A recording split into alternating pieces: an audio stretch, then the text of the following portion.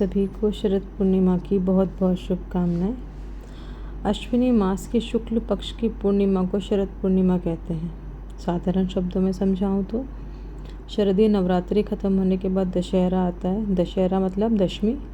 दशमी के बाद जो 5वां दिन होता है मतलब 15वीं तिथि पूर्णिमा होती है, और इस महीने की पूर्णिमा अश्विन मास की पूर्णिमा शरद पूर्णिमा कहलाई जाती है। ऐसा माना जाता है कि संपूर्ण वर्ष में जितनी भी पूर्णिमाएँ आती हैं उन पूर्णिमाओं में से शरद पूर्णिमा के चंद्रमा को 16 कलाओं से सुशोभित माना गया है।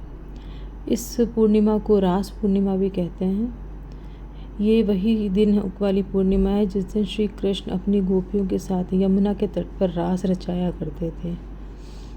तो यह शरद पूर्णिमा श्री कृष्ण को भी बहुत प्रिय है, और इसीलिए प्रभु श्री नारायण को, श्री माँ लक्ष्मी जी को खीर का भोग लगाया जाता है। सुंदर वस्त्राभूषण पहनकर तैयार हों, पूजा की थाली सजाएं, भगवान को रोली अक्षत चढ़ाएं, 5 सुपारी चढ़ाएं, दीपक प्रज्वलित करें, एक कटोरी में खीर का भोग लगाएं, पूड़ी का भोग लगाएं, और खीर को पूरी रात चंद्रमा में ठंडा होने के लिए रख दें और सुबह उसको सभी को प्रसाद बांट दें। कहते हैं कि रात भर चंद्रमा में की किरणें जब पड़ती हैं खीर पर तो खीर में अमृत घुल जाता है। ये हमारे सनातन धर्म की मान्यता है। हमारे पुराणों में, हमारे वेदों में यही बताया गया है। तो ये तो महिमा हुई हमारी शरद पूर्णिमा की। आइए अब मैं कथा सुनाती हूँ, पूर्णिमा सत्यनारायण व्रत कथा। श्री सत्यनारायण भगवान की कथा, प्रथम अध्याय। एक समय नैमिषारण्य तीर्थ में शौनकादि 88,000 ऋषियों ने श्री सूत जी से पूछा, हे प्रभु, इस कलयुग में वेद विद्या रहित मनुष्यों को प्रभु भक्ति किस प्रकार मिलेगी तथा उनका उद्धार कैसे होगा? हे मुनि श्रेष्ठ, ऐसा कोई तप बताइए जिसमें थोड़े समय में ही पुण्य की प्राप्ति हो तथा मनवांछित फल मिले। वह कथा सुनने की हमारी इच्छा है। सर्वशास्त्र ज्ञाता श्री सूत जी बोले, हे वैष्णवों में पूज्य, आप सबने प्राणियों के हित की बात पूछी है, अतः मैं उस श्रेष्ठ व्रत को आप लोगों को बताऊंगा जिस व्रत को नारद जी ने लक्ष्मी नारायण जी से पूछा था और श्री लक्ष्मीपति ने मुनि श्रेष्ठ नारद जी से कहा था। सो ध्यान से सुनो। एक समय योगीराज नारद जी दूसरों के हित की कामना मन में लिए अनेक लोकों में घूमते हुए मृत्यु लोक में आ पहुँचे।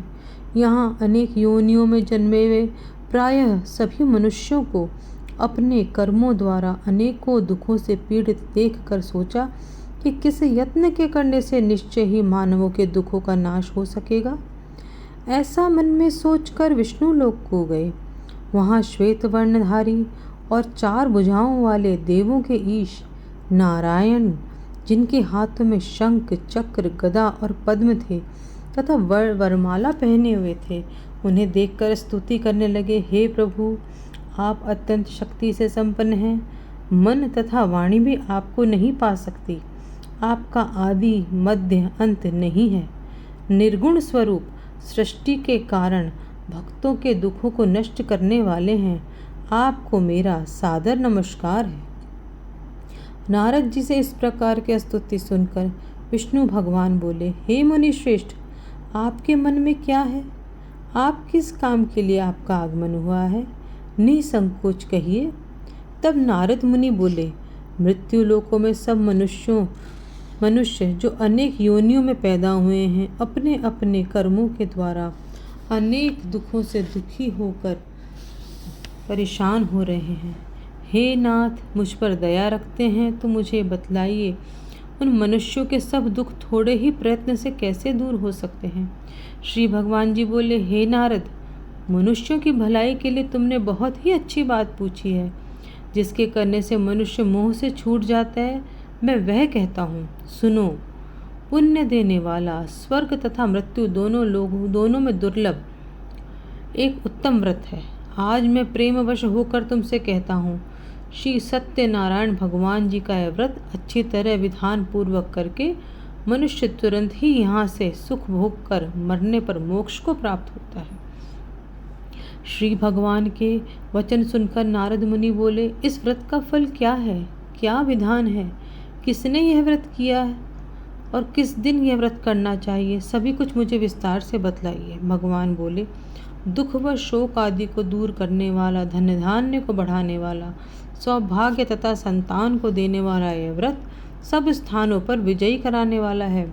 भक्ति और श्रद्धा के साथ किसी भी दिन मनुष्य श्री सत्यनारायण भगवान की शाम के समय ब्राह्मणों और बंधुओं के साथ धर्मपरायण होकर पूजा करे। भक्ति भाव से नैवेद्य केले का फल, घी, दूध और गेहूं का चूर्ण सवाया ले। गेहूं के अभाव में साठी का चूर्ण भी ले सकते हैं। शक्कर तथा गुड़ लें और भक्षण योग, भोग लगाने योग्य जो भी पदार्थ जमा करके भगवान को अर्पित करे तथा बंधु बांधवों सहित ब्राह्मणों को भोज करवाए। उसके बाद स्वयं भोजन करे। नृत्य गीत आदि का आचरण कर श्री सत्यनारायण भगवान का स्मरण करते हुए समय व्यतीत करे। इस तरह व्रत करने पर मनुष्य की इच्छा निश्चय ही पूर्ण होती है। विशेषकर कली काल में मृत्यु लोक में यह मोक्ष का सरल उपाय है। इति श्री सत्यनारायण व्रत कथा का प्रथम अध्याय संपूर्णम। श्रीमन्नारायण श्रीमन्नारायण श्रीमन्नारायण नारायण नारायण भजमन नारायण नारायण नारायण सत्यनारायण प्रभु नारायण जहाँ देखो वहाँ नारायण नारायण। द्वितीय अध्याय। श्री सूत जी बोले, हे ऋषियों, जिसने पहले समय में इस व्रत को किया है उसका इतिहास कहता हूँ, ध्यान से सुनो। सुंदर काशीपुर नगरी में एक अत्यंत निर्धन ब्राह्मण रहता था। वह भूख प्यास से बेचैन हुआ नित्य पृथ्वी पर घूमता रहता था। ब्राह्मणों से प्रेम करने वाले भगवान ने ब्राह्मण का रूप धारण करके उसके पास जाकर आदर से पूछा कि हे विप्र, नित्य दुखी हुए पृथ्वी पर क्यों फिरते हो? दीन ब्राह्मण बोला, मैं निर्धन ब्राह्मण हूँ, भिक्षा के लिए पृथ्वी पर फिरता हूँ। हे भगवान, यदि आप इसका उपाय जानते हैं तो कृपा करके मुझे कहें। वृद्ध ब्राह्मण बोला, सत्यनारायण भगवान मनवांछित फल देने वाले हैं, इसीलिए हे ब्राह्मण, तू उनका पूजन कर, जिसके करने से मनुष्य सब दुखों से मुक्त हो जाता है। ब्राह्मण को व्रत का सारा विधान बतलाकर बूढ़े ब्राह्मण का रूप धारण करने वाले श्री सत्यनारायण भगवान अंतर्ध्यान हो गए। जिस व्रत को वृद्ध ब्राह्मण ने बतलाया है मैं उसे करूँगा, यह निश्चय करने पर उसे रात में नींद नहीं आई। सवेरे जल्दी उठकर नारायण भगवान के व्रत का निश्चय कर भिक्षा के लिए चल पड़ा। उस दिन उसको भिक्षा में बहुत सा धन मिला, जिससे बंधु बांधवों के साथ उसने भी सत्यनारायण का व्रत किया। इसके करने से विप्र सब दुखों से छूटकर अनेक प्रकार की संपत्तियों से युक्त हुआ। उस समय से वह विप्र हर मास व्रत करने लगा। इस तरह सत्यनारायण भगवान के व्रत को जो करेगा वे सब पापों से छूटकर मोक्ष को प्राप्त होगा। आगे जो पृथ्वी पर श्री सत्यनारायण भगवान का व्रत करेगा वह मनुष्य सब दुखों से छूट जाएगा। इस तरह नारद जी ने नारायण जी का कहा हुआ यह व्रत मैंने तुम्हें कहा। हे विप्रो, अब मैं क्या कहूँ? ऋषि बोले, मुनिवर, संसार में उस विप्र को से सुनकर और किस किस ने इस व्रत को किया है वह सब हम सुनना चाहते हैं। इसके लिए हमारे मन में अपार श्रद्धा है। सूत जी बोले, हे मुनियों, जिसने इस व्रत को किया है वह सब सुनो। एक समय वह विप्र धन और ऐश्वर्य के अनुसार बंधु बांधवों के साथ व्रत करने को तैयार हुआ। उसी समय एक लकड़ी बेचने वाला बूढ़ा आदमी आया और बाहर लकड़ियों को रखकर विप्र के मकान में गया। प्यास से दुखी लकड़हारा उनको व्रत करते देख विप्र को नमस्कार करके कहने लगा, आप ये क्या कर रहे हैं और इसके करने से क्या फल मिलता है? कृपया मुझे बतलाइए। ब्राह्मण ने कहा, सब मनोकामनाओं को पूर्ण करने वाला श्री सत्यनारायण भगवान का व्रत है। इन्हीं की कृपा से मेरे यहाँ धन धान्य आदि की वृद्धि हुई है। विप्र से इस व्रत के बारे में जानकर लकड़हारा बहुत प्रसन्न हुआ। चन्नामृत ले प्रसाद खाने के बाद अपने घर को गया। लकड़हारे ने अपने मन में इस प्रकार का संकल्प किया कि आज गांव में लकड़ी बेचने से जो धन मिलेगा उसी से श्री सत्यनारायण भगवान का उत्तम व्रत करूंगा। मन में यह सुंदर विचार रख वह बूढ़ा आदमी लकड़ियां लेकर अपने सिर पर रखकर जिस नगर में गया धनवान लोग रहते थे, वहाँ ऐसे सुंदर नगरी में जाने पर वहाँ रोज जहाँ जितना धन मिलता था उससे दुगुना चौगुना धन मिला। वह बूढ़ा लकड़हारा दाम ले अति प्रसन्न होकर पके केले की फली, शक्कर, घी, दूध, दही, गेहूँ आदि का चूर्ण इत्यादि सत्यनारायण भगवान को अर्पित करने वाली समस्त सामग्रियों को लेकर अपने घर गया। फिर उसने अपने बंधु बांधवों को बुलाकर विधि के साथ भगवान जी का पूजन किया, व्रत किया। उस व्रत के प्रभाव से वह बूढ़ा लकड़हारा धन, पुत्र आदि से युक्त हुआ और संसार के समस्त सुख भोग कर बैकुंठ को चला गया। इति श्री सत्यनारायण व्रत कथा द्वितीयम् अध्याय संपूर्णम्। श्रीमन्नारायण नारायण नारायण भजमन नारायण नारायण नारायण। श्री सत्यनारायण भगवान की जय। तृतीय अध्याय। सूत जी बोले, हे श्रेष्ठ मुनियों, अब आगे की कथा कहता हूँ। पहले के समय में उल्कामुख नाम का एक बुद्धिमान राजा था। वह सत्य वक्ता और जितेंद्रिय था। प्रतिदिन देवस्थानों पर जाता तथा गरीबों को धन देकर उनके कष्ट दूर करता था। उसकी पत्नी कमल के समान मुख वाली सती साध्वी थी। भद्रशिला नदी के तट पर उन दोनों ने श्री सत्यनारायण भगवान का व्रत किया। उस समय वहाँ एक साधु नामक वैश्य आया। उसके पास व्यापार के लिए बहुत सा धन था। भक्तियुक्त चित्त से वह बोला, हे राजन, भक्तियुक्त चित्त से आप ये क्या कर रहे हैं? मेरी सुनने की इच्छा है, सो आप मुझे बतलाइए। राजा बोला, हे साधु, अपने बांधवों के साथ पुत्र आदि की प्राप्ति के लिए महाशक्तिवान श्री सत्यनारायण भगवान का व्रत एवं पूजन किया जा रहा है। राजा के वचन सुनकर साधु आदर से बोला, हे राजन, मुझे इस सब का विधान कहिए। मैं भी इस कथानुसार, आपके अनुसार मैं इस व्रत को करूँगा। मेरे भी कोई संतान नहीं है और इससे निश्चय ही होगी। राजा से सब विधि विधान सुनकर व्यापार से निवृत्त हो वह आनंद के साथ अपने घर गया। साधु ने अपनी पत्नी को संतान देने वाले इस व्रत का वर्णन सुनाया और कहा, जब मेरे संतान होंगे तब मैं इस व्रत को करूँगा। साधु के ऐसे वचन सुनकर पत्नी लीलावती से अपने कहे। एक दिन उसकी पत्नी लीलावती पति के साथ आनंदित हो सांसारिक धर्म में प्रवृत्त होकर श्री सत्यनारायण भगवान की कृपा से गर्भवती हो गई तथा 10वें महीने उनके एक सुंदर कन्या का जन्म हुआ। दिनों दिन वह कन्या इस तरह बढ़ने लगी जैसे शुक्ल पक्ष का चंद्रमा बढ़ता है। कन्या का नाम कलावती रखा गया। तब लीलावती ने मीठे शब्दों में अपने पति से कहा, हे स्वामी, आपने जो संकल्प किया था कि सत्यनारायण का भगवान का व्रत करूँगा, अब आप इसे करिए। साधु बोला, हे प्रिय, इसके विवाह पर करूँगा। इस प्रकार अपनी पत्नी को आश्वासन दे वह नगर को गया। कलावती पिता के गृह में वृद्धि को प्राप्त होने लगी। साधु जब नगर में सखियों के साथ अपनी पुत्री को खेलते देखा, उसने तुरंत दूतों को बुलाकर कहा कि पुत्री के लिए एक सुंदर सुयोग्य वर देख कर लाओ। साधु की आज्ञा पाकर दूत कंचन नगर पहुँचे और वहाँ पर देखभाल कर लड़की के लिए सुयोग्य मणिक पुत्र को ले आए। उस सुयोग्य लड़के को देखकर साधु ने अपने बंधु बांधवों के सहित प्रसन्नचित्त अपनी पुत्री का विवाह उसके साथ कर दिया, किंतु दुर्भाग्य से विवाह के समय व्रत करना भूल गया।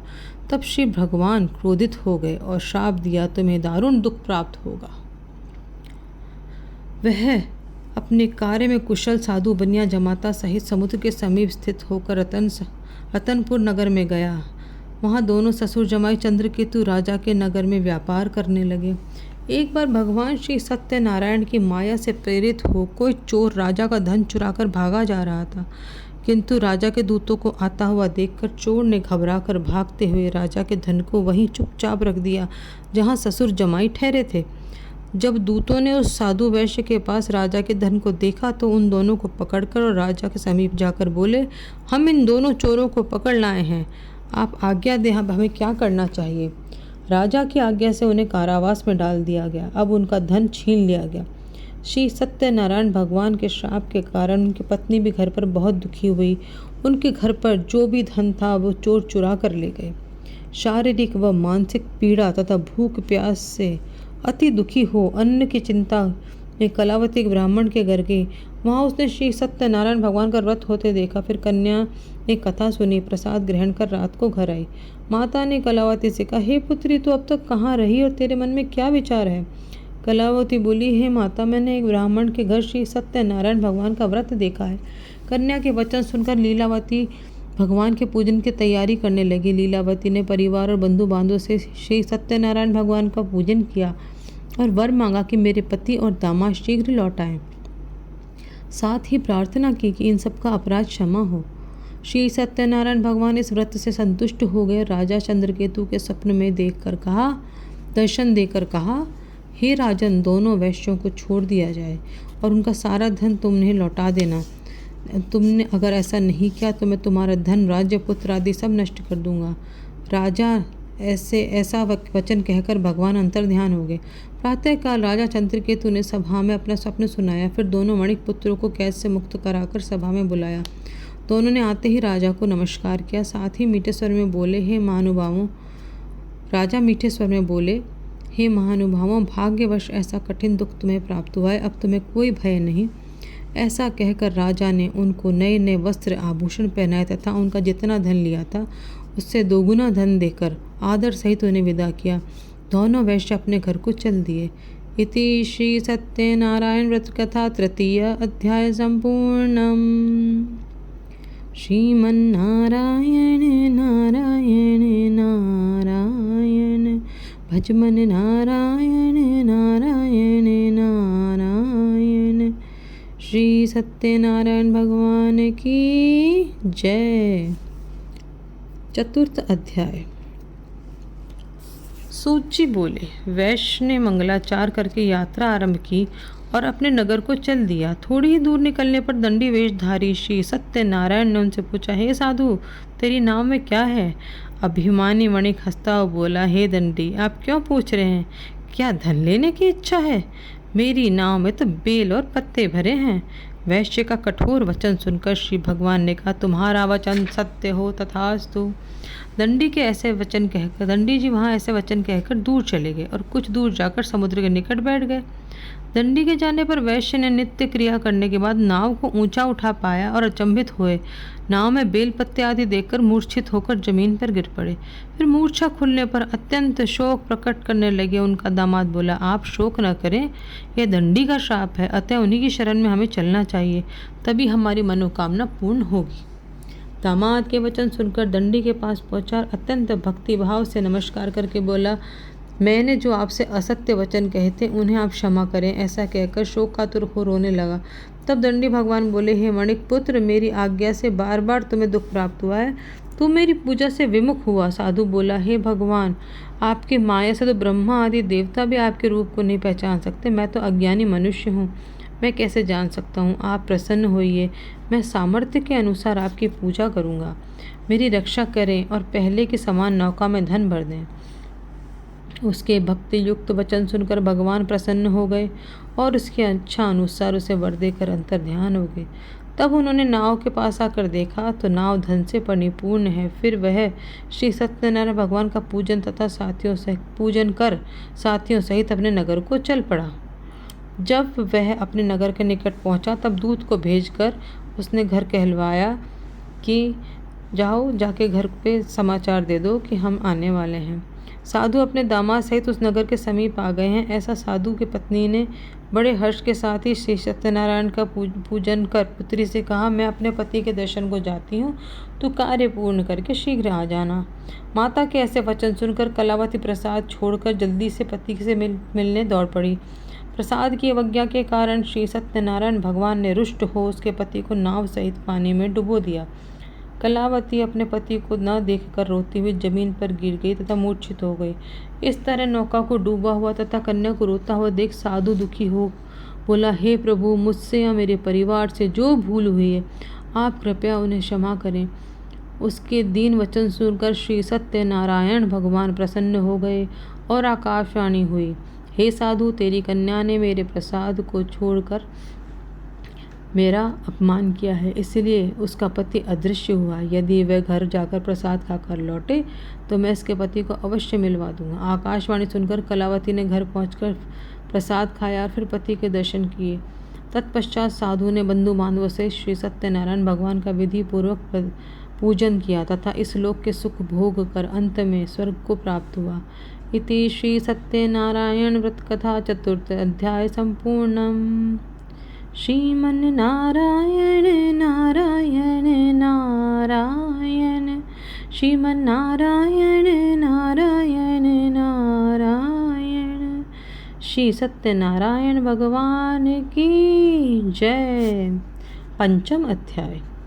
सूत जी बोले, हे ऋषियों, मैं और भी कथा कहता हूँ, सुनो। प्रजा पालन में लीन तुंगध्वज नाम का एक राजा था। उसने भी भगवान का प्रसाद त्याग कर बहुत दुख पाया। एक समय वन में जाकर वन्य पशुओं को मारकर बड़ के पेड़ के नीचे आया। वहाँ उसने ग्वालों को भक्ति भाव से बांधवों सहित श्री सत्यनारायण भगवान जी का पूजन करते देखा। राजा देखकर भी अभिमानवश वहाँ नहीं गया और ना ही नमस्कार किया। जब ग्वालों ने श्री भगवान का प्रसाद उसके सामने रखा तो वह प्रसाद त्याग कर अपनी नगरी को चला गया। जब वह नगर में पहुंचा तो उसने अपना सब कुछ नष्ट पाया। तब वह जान गया कि यह भगवान ने किया है तथा विश्वास कर ग्वालों के पास आया। विधि पूर्वक पूजन कर प्रसाद खाया तो सत्यनारायण भगवान की कृपा से वह सब कुछ पहले जैसा ही हो गया। फिर दीर्घ काल तक सुख भोग कर मृत्यु को प्राप्त हो स्वर्गलोक को गया। जो मनुष्य इस परम दुर्लभ व्रत को करेगा, भगवान की कृपा से उसे धन धान्य की प्राप्ति होगी। निर्धन धनी और बंदी बंधन से मुक्त निर्भय हो जाते हैं। संतानहीनों को संतान प्राप्ति होती है तथा सभी मनोरथ पूर्ण होकर अंत में वैकुंठ धाम को जाते हैं। जिन्होंने पहले इस व्रत को किया है, अब उनके दूसरे जन्म की कथा कहता हूँ। वृद्ध शतानंद ब्राह्मण ने सुदामा का जन्म लेकर मोक्ष को प्राप्त किया। लकड़हारे ने अगले जन्म में निषाद बनकर मोक्ष प्राप्त किया। उल्कामुख नाम का राजा दशरथ होकर वैकुंठ को गया। साधु नाम के वैश्य ने मोरध्वज बनकर अपने पुत्र को आरे से चीर कर मोक्ष को प्राप्त किया। महाराज तुंगध्वज ने स्वयंभू होकर भगवान में भक्ति युक्त होकर मोक्ष प्राप्त किया। इति श्री सत्यनारायण व्रत कथा का 5वां अध्याय संपूर्णम। श्रीमन्नारायण श्रीमन्नारायण श्रीमन्नारायण नारायण नारायण। माता नारायण पिता नारायण, जहाँ देखो वहाँ नारायण नारायण। सभी लोग अपने मन से बोलो श्री सत्यनारायण भगवान की जय। अब कृपया दीपक प्रज्वलित करें। आरती की थाली में पुष्प रखें, जल का लोटा रखें और आरती की तैयारी करें। घंटी हाथ में लेने।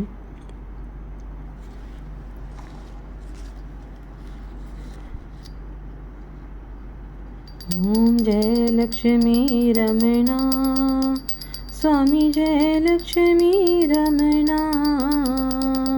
सत्यनारायण स्वामी, सत्यनारायण स्वामी, जनपातक हरना।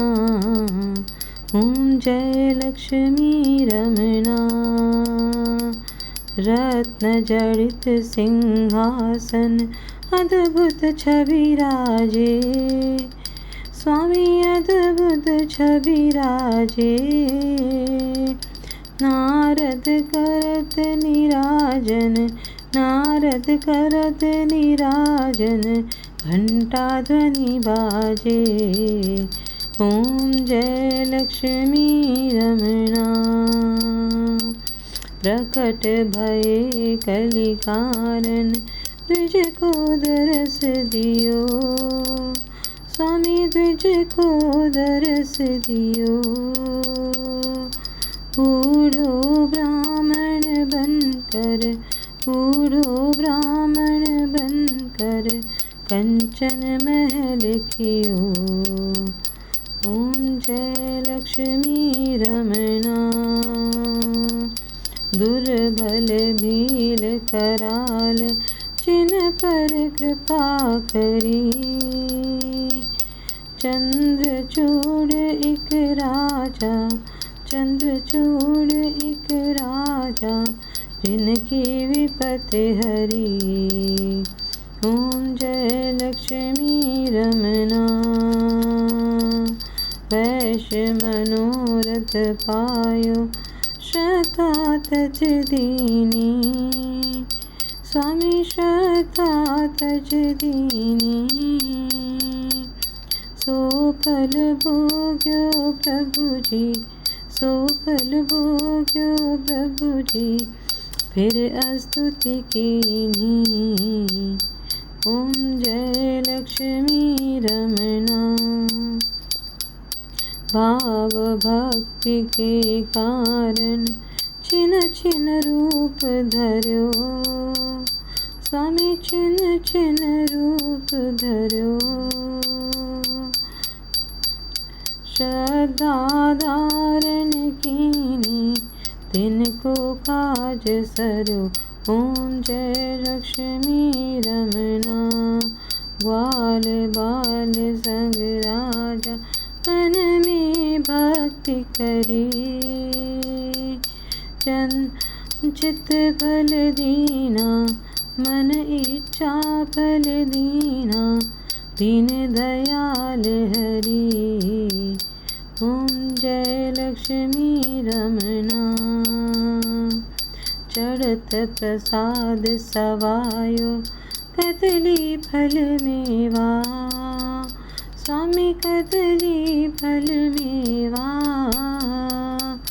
धूप दीप तुलसी से, धूप दीप तुलसी से, राजी सतदेवा। ओम जय लक्ष्मी रमना। श्री सत्यनारायण जी की आरती जो कोई जन गावे, स्वामी प्रेम सहित गावे, स्वामी रोज रोज गावे। कहत शिवानंद स्वामी, कहत हरिहर स्वामी, मन वांछित फल पावे, सुख संपत्ति पावे, रिद्धि सिद्धि धन पावे। ओम जय लक्ष्मी रमना। अब जल का लोटा हाथ में ले लीजिए तथा प्रभु के चारों ओर घुमाते हुए बोलिए, कर्पूरी गौरम करुणावतारम, संसार सारम भुजगेंद्र हारम। भगवान जी को धूप दीप दिखाइए। सदा वसंतम हृदयारविंदे, भवम भवानी सहितं नमामि। गजानन भूतगणादिसेवितं, कपित्थजम्बुफलचारुभक्षणम्, उमासुतं शोकविनाशकारकं, नमामि विघ्नेश्वरपादपङ्कजं। नीलाम्बुजश्यामलकोमलामङ्गलं, सीतासमारोपितवामभागं, पाणोमासाचायकचारुचापं, नमामि रामं रघुवंशनाथं। त्वमेव माता च पिता त्वमेव, त्वमेव बन्धु च सखा त्वमेव, त्वमेव विद्या द्रविणं त्वमेव, त्वमेव सर्वं मम देवदेवं, त्वमेव सर्वं मम देवदेवं, त्वमेव सर्वं मम देवदेवम्। बोलो सत्यनारायण भगवान की जय। भगवान श्री हरि नारायण सभी की मनोकामना पूर्ण करें। ऐसी इच्छा के साथ आप सबको बहुत बहुत बधाई।